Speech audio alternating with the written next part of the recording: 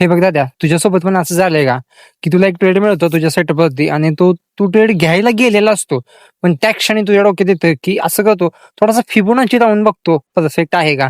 Fibonacci लावून झाल्यावर तुम्हाला असं वाटतं की अरे, जेव्हा 4 तासावरती पण चेक करून घेतो, कारण की मी 4 तासावरती चेकच केलं नाही. तुम्ही परत 4 तासावरती चेक करायला जाता. 4 तासावर चेक करून झाल्यानंतर तुम्हाला वाटतं की थोडासा इन्स्टा युट्यूबला बघून बघून येतो, कारण बाकीच्यांचा व्ह्यू पण बघितला पाहिजे असं मनात येतं.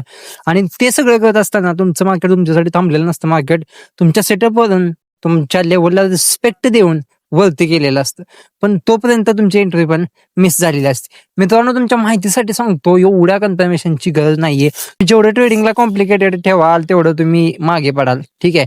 1-2 कन्फर्मेशन मॅक्झिमम जर मिळत असतील तरी पण तुम्ही त्या कन्फर्मेशनवरती ट्रेड घेणं गरजेचं आहे. ओके. जास्तीत जास्त कन्फर्मेशन तुम्ही जर मागत बसला, परफेक्ट ट्रेड शोधत बसला, तर आयुष्यभर तुम्हाला कधीच परफेक्ट ट्रेड मिळणार नाही आणि तुम्ही प्रॉफिटेबल पण होणार नाही. ठीक आहे. त्यासाठी 2 कन्फर्मेशन मॅक्झिमम, फॉर एक्झाम्पल पकडून चला, प्राइस एक्शन बेस एक कन्फर्मेशन आणि इंडिकेटर बेस, किंवा की भाई एखादी कन्फर्मेशन अशी असू शकते की EMA ला रिस्पेक्ट देऊन तुमची कॅन्डल बनली आहे, त्यावेळेला तुम्ही एंट्री घेऊ शकता. ओके. त्यामुळे जास्त कन्फर्मेशनच्या मागे लागू नका, परफेक्ट ट्रेडच्या मागे लागू नका. जे मिळतंय ते घ्या आणि पुढे जा.